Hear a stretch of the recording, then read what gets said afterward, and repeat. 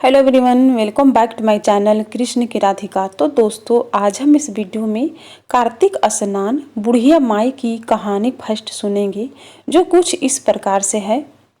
एक बुढ़िया माई थी जो चतुर्मास में पुष्कर स्नान किया करती थी। उसके एक बेटा और बहू थे। सास ने बहू को फलहार बनाने को कहा तो बहू ने खाली टिफिन ही रख दिया। बेटा माँ को पहुँचाने के लिए पुष्कर गया। रास्ते में माँ से बोला, माँ फलहार कर लो। जहाँ पानी मिला वहीं फलहार करने बैठ गई तो भगवान की कृपा से खाली टिफिन फलों से भर गया। माँ ने फलहार कर लिया। पुष्कर माँ के रहने के लिए झोपड़ी बनाकर बेटा वापस घर आ गया। रात्रि में श्रावण मास आया और बोला, बुढ़िया माई दरवाजा खोल। तब बुढ़िया माई ने पूछा, आप कौन है? मैं श्रावण मास। बुढ़िया ने तुरंत दरवाजा खोल दिया। बुढ़िया माई ने शिव पार्वती की पूजा अर्चना की, बेलपत्र से अभिषेक किया। जाते समय श्रावण मास ने बुढ़िया माई को आशीर्वाद दिया और झोपड़ी की एक दीवार सोने की हो गई। भाद्रपद मास आया, उसने भी दरवाजा खोलने को कहा। बुढ़िया माई ने दरवाजा खोला। सत्तू बनाकर कजरी तीज मनाई। भाद्रपद मास ने बुढ़िया माई को आशीर्वाद दिया और झोपड़ी की दूसरी दीवार सोने की हो गई। फिर आश्विन मास आया और उसने भी दरवाजा खोलने को कहा। बुढ़िया माई ने दरवाजा खोला। पितरों का तर्पण कर ब्राह्मण भोज कराकर श्राद्ध किया। नवरात्रि में माँ दुर्गा को अखंड ज्योति जलाकर प्रसन्न किया। सत्य की विजय दिवस के रूप में बुराई का अंत की खुशी में दशहरा मनाया। आश्विन मास ने जाते समय प्रसन्न होकर तीसरी दीवार भी बहुमूल्य रत्नों से जड़ीजीत कर दी और बुढ़िया माई को सदैव प्रसन्न रहने का आशीर्वाद दिया। इन सब के बाद कार्तिक मास आया, उसने भी दरवाजा खोलने को कहा। बुढ़िया बाई ने दरवाजा खोला। अति प्रसन्न मन से कार्तिक स्नान किया। दीप दान कर दिवाली, गोवर्धन पूजा, भैया दूज, गोपाष्टमी, आंवला नवमी मनाई। कार्तिक मास ने जाते समय आशीर्वाद दिया और झोपड़ी के स्थान पर महल बन गया।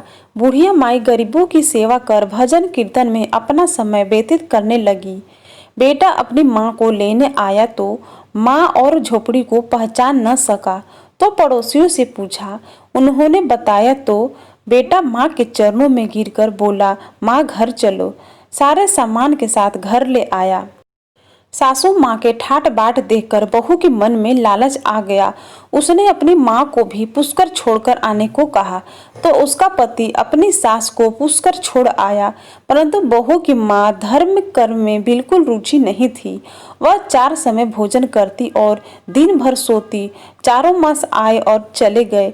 जाते समय झोपड़ी गिर गई और बहू की माँ गधी की योनि में चली गई, क्योंकि औरत लक्ष्मी का रूप है और लक्ष्मी की तरह चंचल होना चाहिए।